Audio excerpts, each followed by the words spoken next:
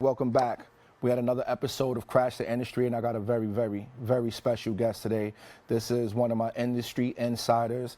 This man is connected with sync licensing. He's got overseas deals in other countries. The man has songs being played in Marvel movies. There's a various amount of things I can say about this individual, and all I'm going to do is introduce you to my brother Spud, and we're going to get into this conversation. What I'm going to do is I'm going to first talk about how I got introduced to you. Okay. So I'm in the house, and the night before I was at the Black Wings grand opening. Okay. But Dark Side Preem, and I was talking with studio or the whole thing. The whole thing. So Sessa, I was talking to Sessa. Shout out to my brother Sessa. He works with Akon a lot. I think he was actually Akon's road manager at one point. I was talking to him like, yo, I kind of need a mentor in this game, somebody who could show me some of the ins and outs for the things I don't know. So the next day, Castro calls me and was like, yo, I got to tap you on with my brother Spud. So I'm like, who's that? He was like, yo, he's an industry insider. He just keep it really low. So I'm like, all right, cool. And you tried to link up with me in Poughkeepsie. You was doing an event in Poughkeepsie. Okay. And it started raining, so I thought they was going to cancel, so I didn't show.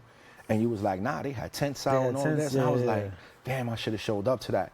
So over the course of like 2 years, we just spoke back and forth on the phone until I was like, yo, what you doing? Like, let me just pull up on you. And I pull up to your studio. And I just want to say thank you, because you gave me a lot of information that showed me when I was doing things correctly and doing things wrong. A lot of people I see in this industry are so afraid to give out information because they think like, oh, this person might be competition. Yeah, a lot of gatekeeping. There's a whole lot of gatekeeping in this industry. And my whole thing with that is when you're comfortable with the direction of what you got to do, sharing information is nothing.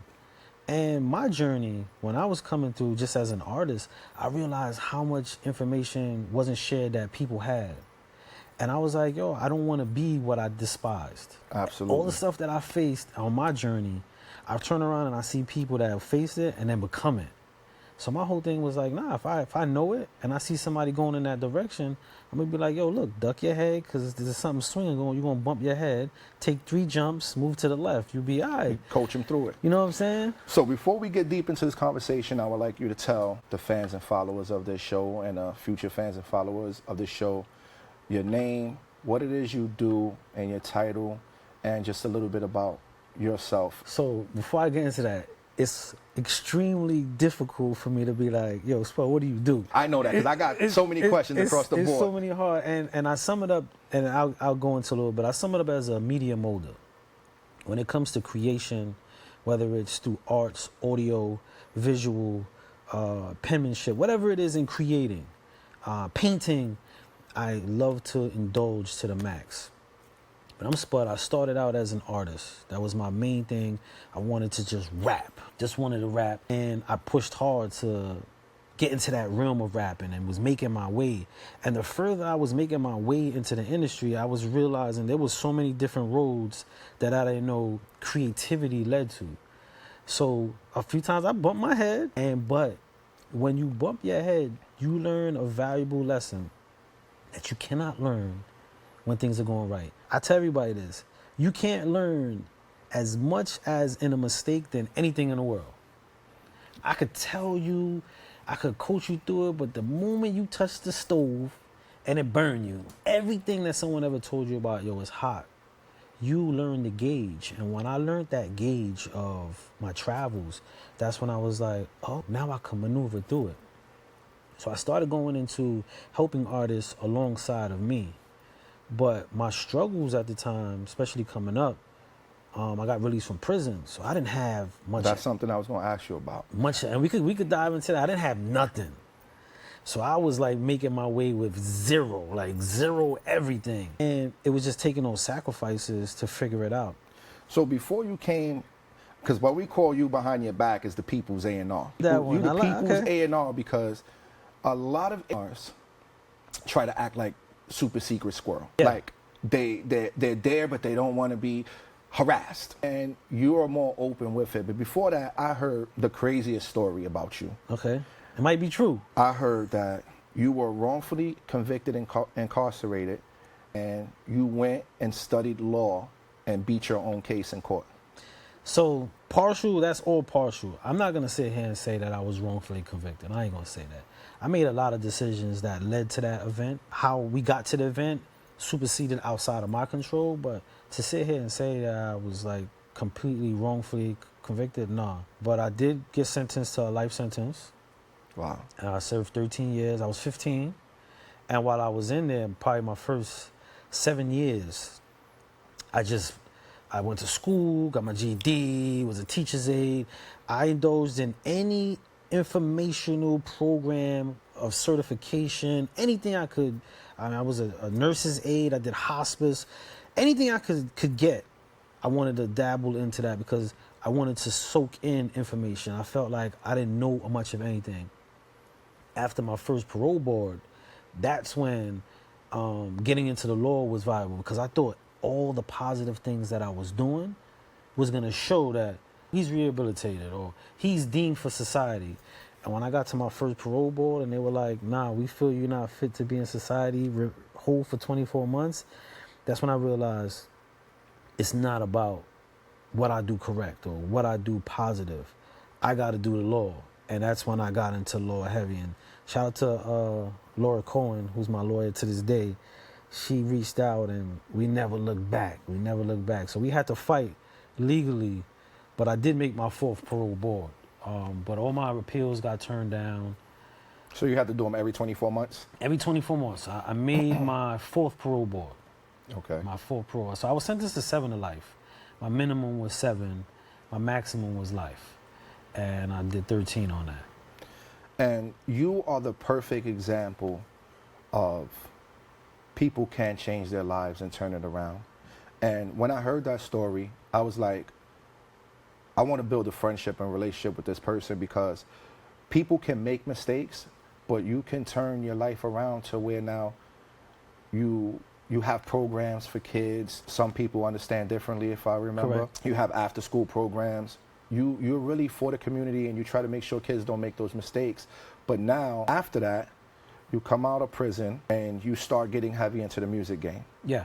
And at one point, you kind of told me another crazy story where accidentally you ended up with almost all the rights to Sony's music. Yeah. So that happened during my transition in from just being an artist going into business. There was a company called We Are the Hits, and that was Larry Mills was heading it at the time. And I did an ad in Craigslist, and they reached out, and I went to like the meatpacking district to have a meeting, and I sat in there and I was like, yo, I did a whole presentation. I'm building my studio, and my studio was a refrigerator box with a mic in it. That was my studio. You just gutted the refrigerator? That's how it started. No, it was just an empty cardboard box.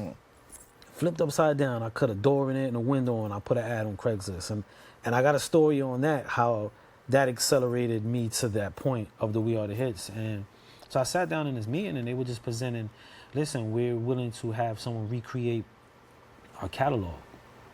And I just said, knowing a little about the business, in order for me to recreate the catalog, I'm going to need rights to it.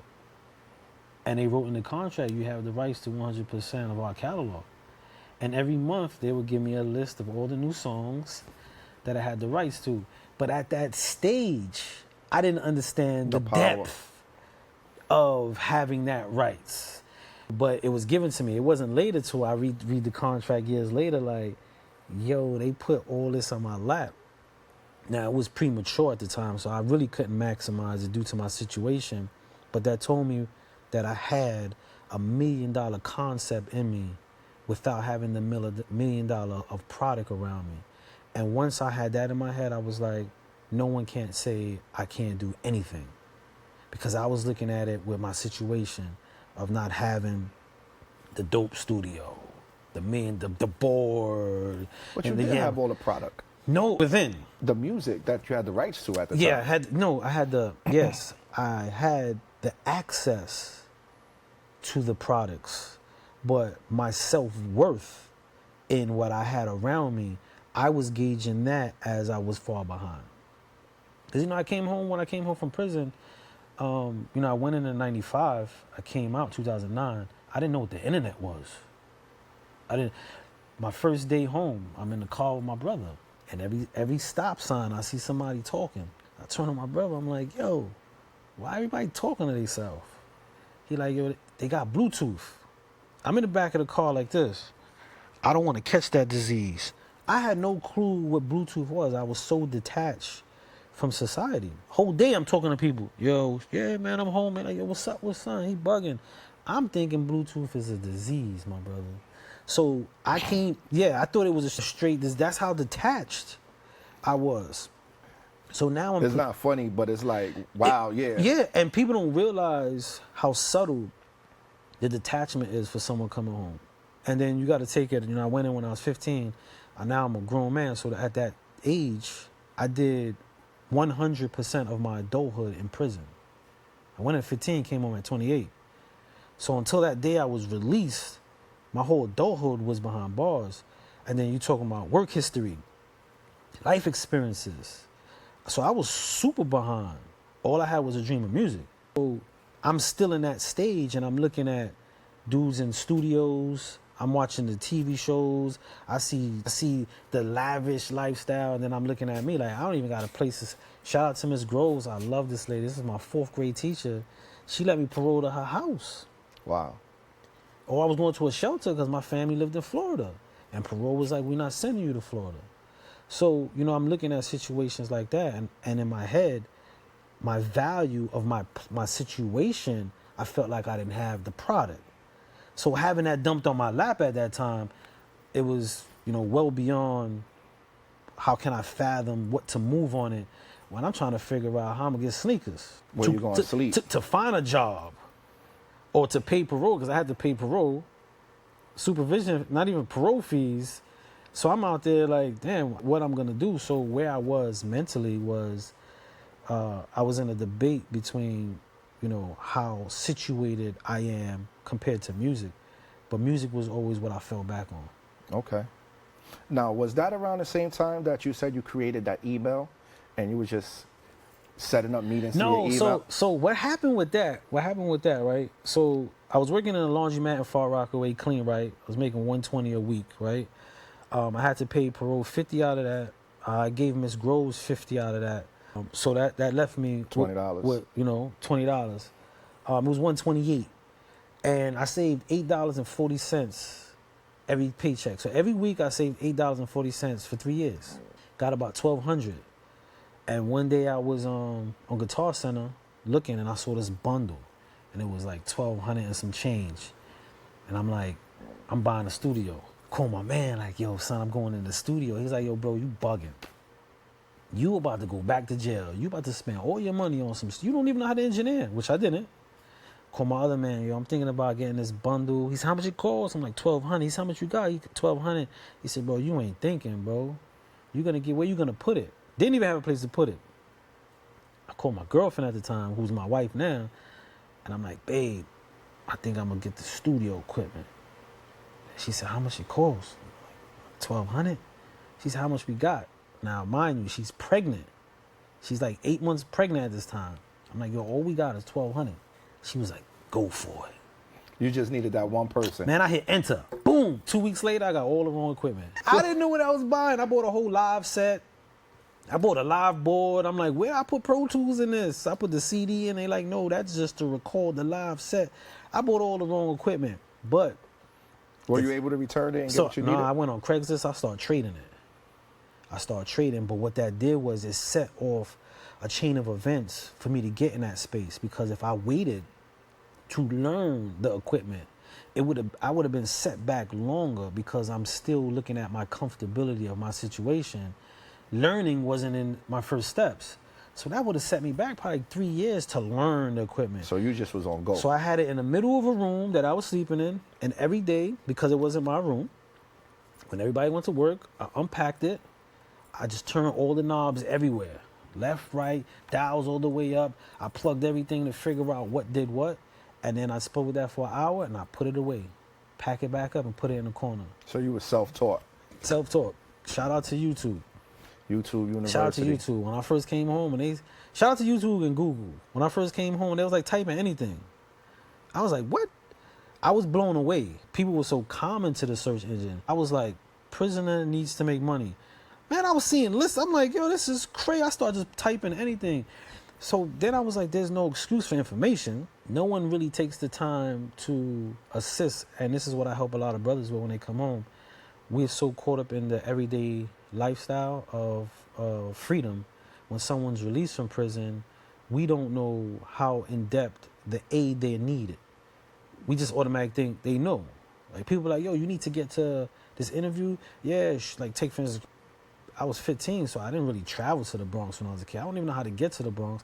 I never saw a Metro card. But to the typical person, it's common. It's everyday so life. They don't even know what I need. So it's like I'm being directed in situations that every direction I got to figure out. You know what I'm saying? So when I started getting the equipment, what I did was, when I finally got into a situation, shout out to Shark. Shark got me a situation where we wrote a record for CNBC. And when I wrote the record for CNBC, I was mad hype. It was a free record. They were like, yo, you're going to keep ownership. It was for a show called The New Bulls, the Black Overclass. And just happy to see my name attached at the bottom of the screen, song by Spud on the commercial. And a lawyer was like, yo, you know, that's a good look. And I was like, yeah, I own the record. I'm still stuck in ownership. I own the record. I could put the record back out if I want. They didn't get that record for me. And he was like, did you negotiate foreign rights? Foreign rights? What about reruns? DVD sales? He said, let's do this numbers. And he calculated about $200,000 that I could have made if I went into the contract properly instead of license. When I heard those numbers, now you're talking about a guy who's making $120 a week, and I'm hearing these numbers, I'm like, oh, I need to know that. So that was your transition into learning the business end. That's when I was like, I need to know that right there. So I was able to do a few situations with licensing music, made about $5,000 on a record, and I was like, you know what I'm gonna do? I'm gonna buy bad contracts. And it cost me about $4,500. I bought bad contracts. People were like, yo, you buying bad contracts. I said, yeah, because good contracts don't tell you what went wrong. I need to know what went wrong. So I bought Prince's contract, Michael's, Courtney Love, The Lox, DMX, Kurt Cobain. That was one question I was going to ask you.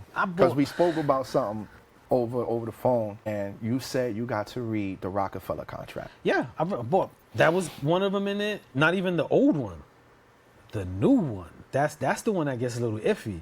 So I bought all those contracts, and people were like, yo, you spending money on the wrong thing. And my whole thing was, the most valuable thing I spent was my time. And you learned where they went wrong. And if I could live off $120 a week, bro, I'm all right. I know how to thug it out. I know how to flip 2 jeans, 5 T-shirts, 1 pair of sneakers. Make it all look like different outfits. I know how to flip that. That's light. And my whole thing was like, this is not forever. So when you did the bad contracts, how did you go from reading those to being able to walk into a label with a group of artists? So the first thing that what I was doing when I was reading the contracts, like take Prince. I knew Prince was the artist formerly known as, right? So I knew he couldn't use his name. I didn't know the why. So when I read the contract, now I was able to point out why. So now that phrase, I would look for other people's contracts. And let me see your paperwork. So this is how the email came in. I would go to labels and they would not really respond to me directly. So I created an email and it was called sblackmanllc@gmail. And I would send emails out in the essence of an LLC saying I got a guy who's pretty witty with paperwork. You might want to sit down with him. The same people that I physically would go to who pay me no mind was responding to the email. So that's when I started to go crazy, just shooting out emails to executives. And they were biting. Hey, send this guy in. Now, how did you get the emails? Yo, CD covers? When you go in there and you see executive producer, produced by, man, all you had to do is go to trusty Google and I look it up. It was that simple. I watch a TV show. While everybody leaving with the credits, I'm there with my paper. Who's the sound guy? I looked for everybody that no one's gonna go to. Key Grip. I didn't even know what key grip was. I'm reaching out to him. I guarantee nobody talking to the key grip dude. What? He like, yeah, let's have lunch. Hey, man, I'm trying to get to so-and-so, but I don't. Oh, yeah, I know him. I spoke to the people. Janitors? Those are my dudes. They have all that information. I go into a building, first thing I ask the janitor, like, yo, what's your name? Yo, thank you, bro. Every time I see him, yo, you good? You good? And boom, yo, back door. I let you in. Got you. What you need? What you want for lunch, man?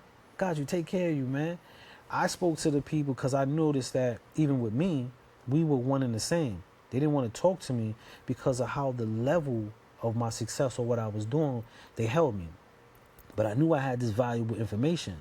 So I started looking at all those people like, yo, you are super valuable. My man got the key. Think about this. The janitor got the keys to every door in the building. And everybody walked past him. Not me, man. I'm trying to take him to lunch. I'm trying to take care of him. Get you in the offices. So when they started calling me back from the emails, and I was having meetings, like there was this DJ called Garrett. He was big into like the dance, dude. That was like one of my first meetings with Garrett's outside of Jive Records. Shout out to Shark. And before I even go in, Shark, Last Lap Entertainment, was very instrumental in putting me in a lot of places. I met a brother up north who used to walk by my cell and asked me what I was doing. I'm always writing. On my wall, I used to I used to cut out magazines and glue like studio equipment, artists. Everybody had the naked chick, and I had a mirror in the middle, and I would sit in front of the mirror, and I'm like, I'm in the studio, and I used to just write. So he's like, yo, what you writing, man? What you writing? I'm like, music. He's like, you nice? And I didn't really take to him because I felt like he was like flamboyant and he was too snobbish at the time, but he was a stylist who got jammed up and came through. So he's like, you nice, spit something for me. So he was like, yo, spit something for the club. Spit something for the think about. Give me some pain. I'm like, who's this dude? 10 minutes later, he was like, I'm going to put you on the phone with Kurt Burrows. Okay. And Kurt Burrows, for anybody who don't know, he's the guy who started Bad Boy with Puff. So he put me on the phone with Kurt Burrows, and Kurt was like, yo, spit for me. I spit something for him. He's like, when you get out. And I was like, well, I go to it was my second parole board at the time. I was like, go to my parole board. He said, if you get out, hit me. So, of course, I made my fourth, so I got hit. But the brother Shark was going home, and he said this to me. He said, if you write me and you really want to do this when you come home, I'm going to set you up. So he always sent me 3 magazines, Billboard magazines, GQ, and Men's Health. That was the 3 things he sent me. And so when I touched down, for like the first year and a half, he was putting me in a lot of places. Like we spit for G Unit, and he took me to the Wu Mansion, with mathematics. He was bringing me all over SNS, and he got me to Aunt Rich, who was at Jive. Then we parted. It was I guess the method of how music and the game was changing extremely for him. For me, it was all learning, so my tolerance was different. For him, it was like, yo, why we gotta do all this internet stuff? Like, before you should just put up a flyer, and go through. So we parted. So he didn't adjust well to the internet? Nah, he didn't. He couldn't take the front end. He couldn't take the A&Rs like, yeah, always just want to party. Because there was that. Absolutely. There was a lot of that. So we parted, and that's when my studio really took off, because I was like, okay, I'm resetting again. I need my own, and that's why I wanted to invest in a studio. And then that's when creating that email happened. And when Garrett, going back to revisit the comment, when Garrett called me in, that's when I was presented to him that I had an idea of business, that I wanted to A&R, but I wanted to consult. And I was getting a little tug and war. People were kind of interested in that. Not really giving me a lot of play. Everything kind of changed when the studio took up. And I got a phone call. I put an ad in Craigslist. So Craigslist really worked for you? Man, the internet was my friend, bro. I stopped asking. I didn't ask anybody nothing. Google, and I'll go trip. I'll go fall, bump my head, get some scrapes. I need to learn how to ride a bike, not read how to ride a bike. Like that's pretty much how I did. That's a difference. That's how I did until I said, I'm tired of falling. I need a mentor. Gotcha. I was like, I'm tired of falling. I need a mentor, because after the fall, I get up, I learn, and I readjust. You always have to readjust. Like, I sat back and said, what's missing from my company? And it's something that you don't know. And I was kind of upset. I wasn't upset, but I was happy for you, but I was upset. when you started Nuovo, because like 4 or 5 months ago, me and Natalia sat down, and I said, yo, I want to go into the media space, and I want Spud to run That's Fire. We had this conversation, and she was like, how are you going to present it? I said, he's a businessman. We'll talk percentages. He runs That's Fire. I'll run it with him, but he'll have more say so. He'll deal with the artists. He has the connects. I have connects. We can make it make sense, and I'll start the TV show. That was the whole plan. That was the whole plan. I was like, I'm going to go sit with him, and you know, him and Sincere could figure out what they want to do from there. And then we'll just all make it work, and we'll get it to the next level, because if they have a percentage of the company, they have something to lose. And they have something that they own. So I was like, we're going to make this happen. You can ask her after this and be like, yeah, I had that conversation. We had this conversation like, I say 6 months ago. And that's when I said I was supposed to start the TV show like in January. Yeah. I wanted to fall back from That's Fire, pass that to you, let y'all run it, and then I was going to work on this. So I was when I seen you do Nuovo, I was happy, and I was like, damn. I said, damn, I was going to get this to Spud, and I wanted him to run that, and we worked together as partners. But that's just something I wanted to tell you that you didn't know. No, I surely didn't know. But going forward, internet has changed a lot for everyone. Yes. And how much of the internet helped you with growing business? Because like, if I remember, you had a big part of starting with Mass Appeal. Yeah. We were doing a lot of work with Mass Appeal. Shout out to Jungle, even though I'm a little tight with you, Jungle, but we'll talk about it. We were doing a lot of work with Mass Appeal and Street Dreams. We were doing the A&R with a skier. We were really, me and Sincere at that time, we were really at the point where my game plan to him was, we're going to do everything for free. I don't care if it's 4 a.m, call me, run the studio, do a session, sit on A&R meetings, run the A&R meeting. I don't care what it was, do it for free. Because my whole thing was, what we were going to gain, the value was way more. The value, and creating a Rolodex, and we needed contacts. Accolade. We needed accolade. I can't go and say this is what I do if you never see me in action. So that was our whole thing. So we was running. We was everywhere. Any chance we was in the studio till 5 a.m, wake up to get there again at 7. Everything. The internet changed for me when a girl named Smiles came to my studio, booked the session. And this is after the refrigerator box. I put up sheetrock now and started reinvesting my money after the MTV situation, because something happened with MTV, which changed my whole perspective. But once that happened, she came in and she's just taking pictures of my whole studio. I'm like, what you doing? And she was like, yo, there's this thing called Instagram. She was like, yo, your whole studio's content. And I'm like, Instagram? So I go on there. I didn't have an account. She's like, yo, make the account. And I made the account, and I was like, all right, cool. I didn't understand that at first. It was like I was just posting whatever, and I saw her page, and then I saw how my studio was giving her momentum. And I'm like, this is my studio. So I just started taking pictures of like my headphone. Like, I didn't have what I call direction in my promotion, directional promotion. I didn't have it. It was just promoting whatever. And realizing it wasn't even promotion, it was marketing. Marketing and promo, there's two different things. I wasn't even selling it in the promo.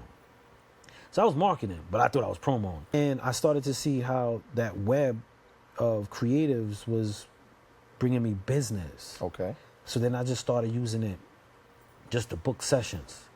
And one night, I was in my bed, and this is when T.I. was dropping that Hard Man, Lonely Man. He had on the cover with the gun, but he had all that situation with the cops, and then he got out. A lot was going on. And then the drug situation, and I just sent a DM like, yo, bro, you's a fool. And he responded. He hit me back. I'm in my bed about to go to sleep. He reached back to me, and he was like, yo, he's something like, man, how you can dictate or say something. You know, he used a whole bunch of words just to say, why you gonna say that? And I was like, yo, the opportunities that you get, and I'm sitting here in my bed wishing I had that. And he was like, yo, the game and what you think. And we had about probably like a 10-minute back and forth. And I looked over at my wife, and I was like, I just spoke to T.I. That's how it happens. And I'm like, but what that did for me was the world was much more smaller on the internet. I'm in my bed. Talking to T.I. He responded. That's when I was like, we got to work this. We got to find a way to work this, because this just made my contact reach endless, but smaller. And it didn't take me to fly out. Nope. I could do this on the toilet. So, speaking of the toilet, every time I sat on the toilet, this was my rule of thumb. I got to send out 5 DMs. Before I get off the toilet, I gotta send 5 DMs out to people that I want to reach out to.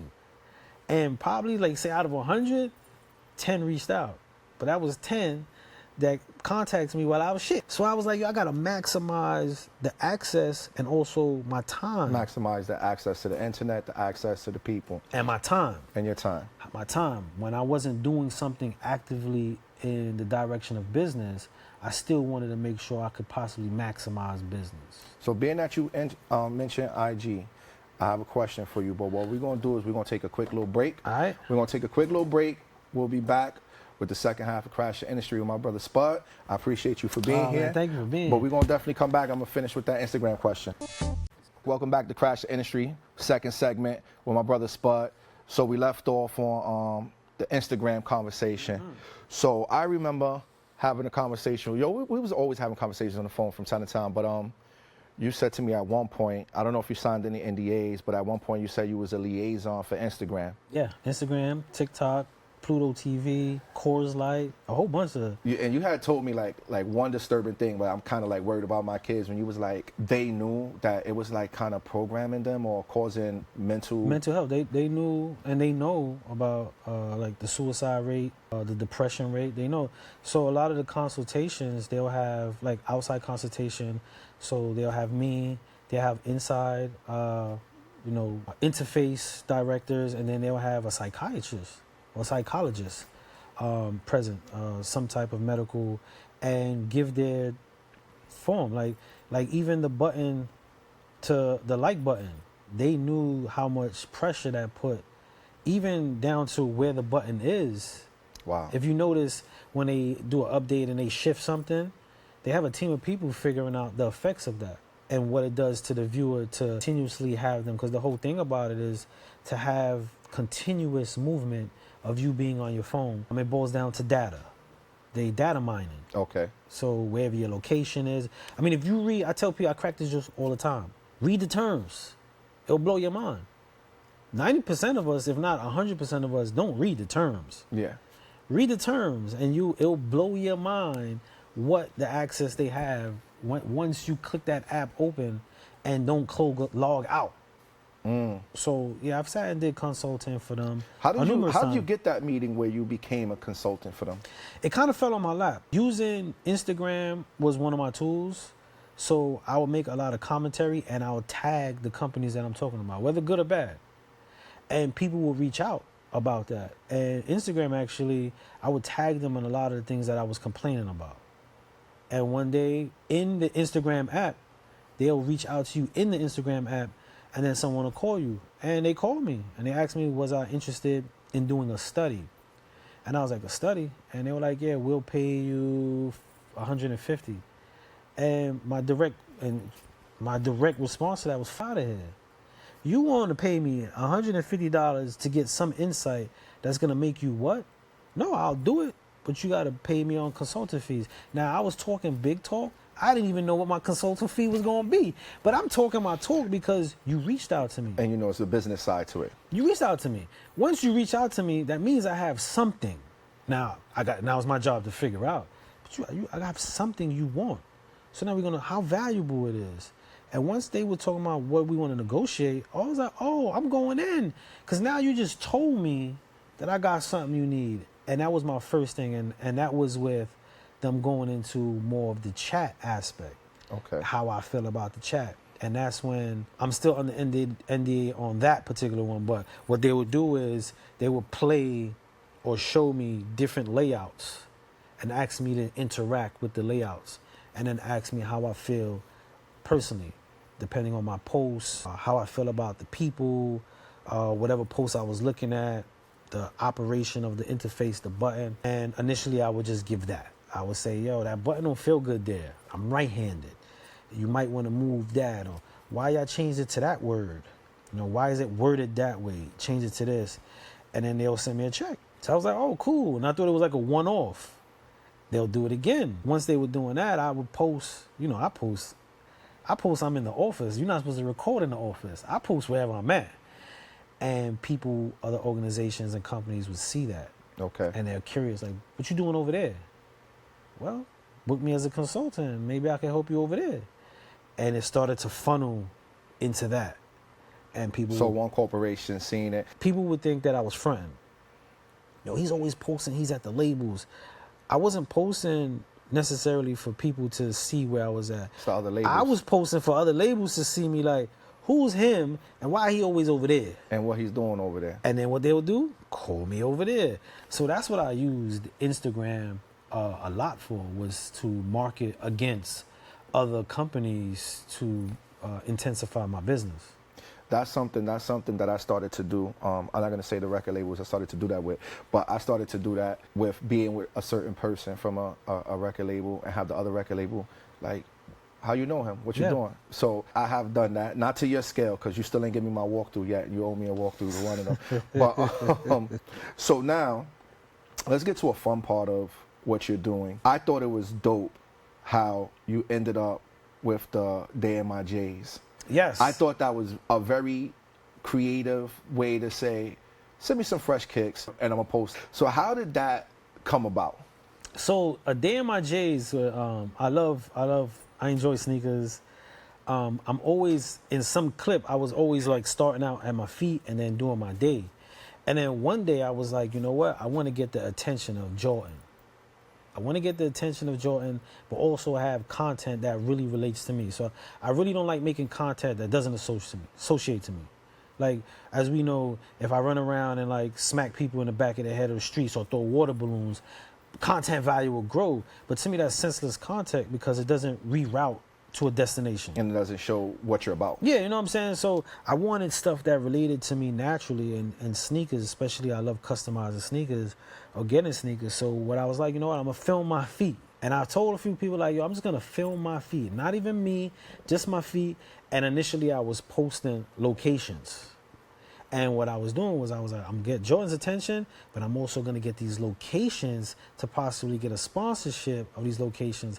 So everywhere I naturally, truly went, I would do free promo, basically. I would post, yo, I'm here, I'm at Chase Bank, just my feet, get some money, walk back to the car, or this is the type of car I drive. And it did get a little gray because as subtle as I thought that was, I didn't realize how much people really took to it. So I was in one spot in, I think it was Greenwich Village, and somebody was like, yo, you doing a Day in My J's? And that's when I said, I'm going to stop posting my locations. Because in creating and in your journey, to me, I'm nowhere near the end of my journey. Like, I'm in my beginning stages of this journey. But there's someone right now looking at me like, yo, you made it. Mm-hmm. And there's some people that celebrate that, and there's some people who possibly don't celebrate that. And that brought me back to reality. And surprisingly, from the Days of My J's, Adidas hit me. You was telling me that. Adidas hit me like, yo, you only do Nikes? And I'm like, nah, I got a customized pair of Adidas. So I did these joints called the Ketchup and Mustard Adidas. And I did Can I Kick It? That was the first time I branched out of the Day of My J's, and I just did a Can I Kick It for the Adidas. And they were like, yo, we want to create a situation. And I was like, you want to create a situation? Give out book bags, school supply, and some money to some buildings. So we went to Brownsville. They picked the community center. They donated like $5,000. We did an event, and they gave out book bags and stuff. And I was like, yo, feed the people. I don't got a problem with it. And that's when, the conversation with Nike for sponsorship came, but we couldn't figure out how they wanted to do the sponsorship. So I was like, let's keep this relationship open. And later on, for the A&R desk, I was like, yo, this is a great platform. Send me a commercial. We run the commercial. Every time I do my sneakers, I'll tag y'all on the post, and we go from there. And that relationship got built. So you did it very subtly. Like, you continued to do it until you got some type of traction. Yeah, because I could have initially just did a deal, but I wanted it to make sense, and also wanted to build a relationship. I think with how social media is, a lot of people are so accustomed and so quick to just go for the bag. You know what I'm saying? Instead of really utilizing the networking. And building a relationship. So my thing was like, nah, I know y'all interested, but let's wait. And then, I still tag y'all. And I did. I still tagged them and wasn't getting nothing for it. But my thing was like, I wanted them to show them the value of what I was doing, not just the moment. And something you said too in that conversation when you was like, I had to stop posting my locations because you still feel like you're in the beginning or middle of your journey, and somebody else see you as you made it. You know, not to be funny, that's something my wife has been saying to me a lot. She was like, you know, you have to carry yourself a certain way, because you may not be making $1 million doing what you're doing, but other people see you as successful with your record label and with now shooting a TV show and the people who you're around. Like when I'm around you, I've gotten phone calls, yo, how you get next to Spud? I said, my boy introduced me to him. Yo, I need to get around him. I'm like, well, then you need to reach out to him. Like, I'm just not gonna throw your number to someone. People always assume, because if you call me about someone, I'm just gonna give you the number, or people assume that this is my struggle, what I'm doing with That's Fire, and this is a struggle for me, but they see it as success, and they view it differently. It's people's perception. Yeah, it's really big. My really first experience there, you know, I'm going to the park with my kids. I pull up in the park, I'm looking at my phone, I tell the girls run, I'm chilling in the park, and the kid, you know, he's spinning on a bike, and I'm like, oh boy, just in my face. But, you know, I see him looking, I don't feel it's threatening, but it's my spider senses up. Like, I see him, he finally makes his way, you know, I'm acting like I don't pay him no mind. He makes his way up to me, he rolls up, and he was like, Spud? I'm like, yeah, what's up? He was like, yo, you can't be in the park. Now, initially, like, the defense go up, so I'm like, put my phone in my pocket, like, what you mean I can't be in the park? Because now, I don't know if this is confrontational. Yeah. Well, now I'm flaring up. What you mean I can't be in the park? And he was like, yo, you made it. What you doing here? And I'm like, I'm with the people. This is my hood. This is where I'm from. And this young kid, probably 17-year-old, was like, I don't know, man. You a star. And he rode his bike off. You know, I went with the girls, and I went back home, and I really was processing, like, how people probably look at me. And some people probably not happy about it, or feel I didn't look out, or like, what he doing here. I really had to shift how I felt compared to how people see me. And it was a real battle. It was a real struggle. And even at that moment, I didn't get it. So I was in LA. I was flying back and forth to LA, doing some business. Shout out to Miss Jack, and she introduced me to some people doing business. And I'm out there, and I got my chains on, and I was embraced by LA, you know what I'm saying? I was right there on Slauson and Crenshaw. I was all over, going to Long Beach, in the hood. I feel welcome. I'm not causing no trouble. I want to go to the chicken spot. So I go to Roscoe's. There's a dude that's from out there. So me and him go to Roscoe's. I'm like, yo, it's on me. I'm chilling in Roscoe's. We eating. And I see a dude walk by, and I look, and I see another dude go by, and he's standing by the register. I see another dude go by, and I'm like, those are the wolves. So I turned to son, and I was like, yo, you see that? And, you know, the dude I was with was kind of oblivious. He wasn't, that's not his mind frame. Yeah. But, you know, I know the trenches. So I'm like, oh, man, I sized up the scenario, and I'm like, damn, he over here by the register. There's one behind me I can't see. This dude by the door. So I tell the dude, I'm going to go to the bathroom. So as I'm cutting to the bathroom, the dude at the door, I spin to him. I stop and I spin to him. I'm like, yo, you from out here, right? He like, yeah, I'm from out here. I said, yo, where there's some spots at entertainment and music, man. I love LA culture, man. You know, I'm from the East Coast, but I love out here, man. I really want to just soak in the town. Where could I go? He like, man, you go down the boulevard, take Hollywood Boulevard, you go this way and this way, there's some stuff. I said, right now?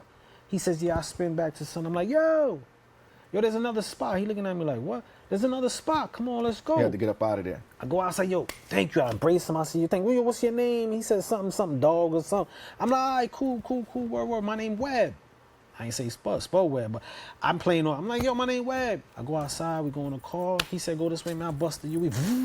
He like, what's going on? I said, we out of there.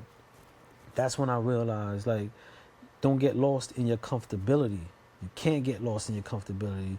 You got to maintain your point, but people are going to look at you in certain situations or placements in your hood, outside your hood. Don't be too comfortable where you at. And I was like, damn, I'm still thinking like, this is home. I feel like this is home. This feel like Brooklyn to me. It's not home. It's not home, and I might look like food to someone who's hungry. Where I'm looking at us like, yo, we hungry together. But they don't probably see looking that. at me like, nah, I want his meal. Where I'm looking at like, let's share a meal. And that brought me to a reality on my movements. Now, another thing you got going on is, you started with the A&R desk, and then you ended up linking up with Miss Jackson's media group. How did all of that happen from the A&R desk? So that happened before A&R desk. Okay. Yeah, that happened like 3 years prior. I mean, I was flying out to LA in California because of Miss Jackson. I took a course, which was a year-long course, the Clyde Davis Industry Essentials Business. Shout out to Sensei, my partner. We took it together during pandemic, and we finished it in like 19 days. It was a year-long course. We finished it in 19 days. And they were like, listen, we want to make you an ambassador. I was like, cool, I'll be an ambassador. So me and Sin we wrote up a whole program structure that was called the alumni for the graduates, that we can start a community to help people transcend and transition into the music business. They weren't prepared for it, but I did a interview on a live, kind of like a live panel, Zoom, that was through them, and Ms. Jackson was taking the course. And one day she hit me on Instagram. Okay. She hit me on Instagram, and I went to her page, and she had like 200 followers, following like 5,000 people. And I forgot who I was near at the time. They was like, you going to respond to that? And I'm like, yeah, I'm going to respond to that. And I hit her, and I was like, yo, let's get off this gram. Here's my number, hit me. And we got on the phone for like an hour. And I heard the hunger. No, she's dope. She's dope. I heard the hunger. She had like an hour-long conversation with Queen Nat. Her and Nat was talking for like an hour. I walked out the room. I was like, I can't take this. I'm not in the conversation, so I can't listen to this no more. So that's really dope. You also got the Dungeon Talk. Straight up. Shout out to with Sensei and Nate. No IG Nate. No IG. And Love Child. Yeah. Shout out to the squad. So I know you deal with a lot of artists. So we do this thing called passing the torch. Normally, I will have you have the artists do the last 15 minutes. I interview them, and then they perform 2 or 3 songs. So is there any artist right now that you feel is on your radar that should be, that you're I hate to say that word grooming, but that you're grooming to get to the next level, or you're working with, or you want to work with, that you would like to have their videos played or have them come on their show and perform? So there are a lot of artists that I feel are in the direction of it. I think there's a big step that artists are missing out, right? And that's the true building of artistry, kind of like the development. So in this day and age, we got great recording artists. They record amazing records, and they want to skip from recording to like a signed artist. And there's a development between now becoming a performing artist. I want to see you live in your music. I want to see the music in you before you translate it in here, because at the end of the day, your music is part of the product, but you're the other part of this product that we have to sell. A lot of them don't get it. So as far as artists, there's a few artists that I've been working with since like Shoe Studio been up. Shout out to AC from the Bronx, AC Slater. She's one of the artists that I did take to Def Jam to create a situation with Def Jam. Pandemic kind of really messed that up, but it was a goal with her. Shout out to Kofi Kazo. He's another one that been rocking with the studio. And everybody I'm speaking about is people that I was working with, where I saw their development and their investment in their craft. So I'm solely speaking. There's a whole bunch of artists outside of Shoe Studio, but I'm speaking about artists that I worked with, like not a month, to my years. As you help develop them. And watch them find their niche. So shout out to Kofi Kazo. He's out in London right now. Took a chance, like, I'm going out there, I'm getting some energy. Quit his job and was like, I'll book a flight. He went yesterday. See, like, normally my DJ would be here and we had a conversation. I'm not sure if it wasn't Debonair. I think it was the Legacy episode where we spoke about artist development, and I did serious artist development with my artists. I was like, I put my artists up against any artist in the world as far as performance, great songs, and everything. But what I notice is every artist has their own plight. Like, some of my artists have internet issues. Like, they don't utilize it the way they should. And I thought that was the third piece of the puzzle that's missing from some of the artists. Because you got some artists whose songs are not that good, performance is the average, but they on internet crazy. And they building their followings. And I wanted to know what you thought about that internet portion of it. It's a big part. I could say 100% of my A&R meetings, 100% of my A&R meetings, shopping an artist, bring an artist to the label. We listen to the music, we in there into the music, and they would grab their phone, right? And they would stop bobbing to their music. And I used to be, early on, I used to be in the meetings like, yo, this is some real disrespectful stuff. I'm in here shopping an artist, and you just on your phone? No. The transition was, we heard what we heard. We heard of that. Now let's take a look. They went straight to Instagram. I didn't know that in the early stage. They used to just be like, all right, so what else you got, Spud? I used to be like, I didn't even get to song 2 yet. Because what they were saying was like, yeah, we hear this. There's tons of great music, but we not just selling music, we selling artistry. So they look at the artist to see, what I'm hearing, does it transcend? Does it match? Does it relate? Is this the same product? If I look at this and hear this, does the product match? It's like me selling basketball sneakers, but then a guy comes in with a tennis racket wearing it. It's like the product placement and the imagery ain't matching. And I think artists don't get that part. We get lost in people being content creators and posting fights. And he's like, yo, my page is jumping. My dude, you a rapper posting fights. I can't take that to the label. Absolutely. It's a confusion of market. So I tell artists all the time, it's okay if your numbers are struggling, but be consistent in what you're putting out to relate to where you want to go. Because when you show that to someone who can really get the idea of marketing, value, expense, promotion, they'll see the product in you and be like, all right, the numbers ain't up, but the song is dope. They have consistency. Now, this is what we need to do to build. Consistency is key. Consistency is key, but proficiency is the doorway. I say that on my show every night after my show. I say that because not only do you have to be consistent, but you have to add the level of proficiency, because you could be consistent in something that's not working. It don't make sense, and it won't make sense. It won't make sense. Yeah, it won't make sense, and it won't make sense. It won't make no dollars. It won't make no sense. Yeah. So, right now, I'll let you introduce it. What is it that you're doing? What is it, your position? What is it that you're doing with the company called Nuovo? Nuovo. So I started out as an A&R back in March. If anybody knows me, in the last 7 years with me and Sincere, I never was an exec at a label. You didn't want to be? I didn't want to do that. I enjoyed my freedom. I enjoyed going from Universal to Sony in the same day. We were the only ones that were able to do that type of business and be trusted that we won't do insider trading, and we maintain that trust. My name, to me, and I told Sen, our name is everything. The building the value of our name. So when Nuovo came about and they asked me to be an A&R, I enjoyed their business model of putting artists first and watching what they did to build artists from nothing. So I was like, you know what, I'll do the A&R, give it a shot. In March, I was the A&R. Within about 2 weeks of being an A&R, I was able to bring up Tupac's catalog for a percentage of his catalog to be sold.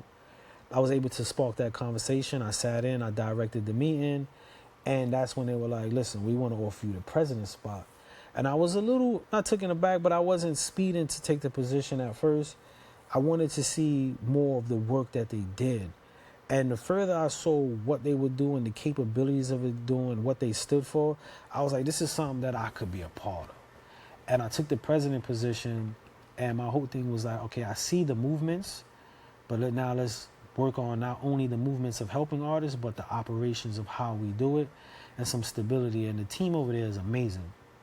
The things that they're doing, I haven't seen a company be able to do it that way, genuinely. In a long time. And not only in a long time, almost ever, how the way they're doing it for the assistance of an artist, but it's not like they conning the artist. A lot of the profits that are made are used to generate to help the artist. So an artist to be like, hey, we gotta save, one of our campaigns is $4,500 for 3 months, so it's $1,500, but the genuine 80 to 100 followers and streams on Spotify, the billboard in the city, getting you on 5 or more reputable SEO platforms, Rap Caviar, getting you sync licensing. Like the package itself, the expense that it costs, sometimes I'm looking at like we taking a loss because we invest in that all in making sure the artists work.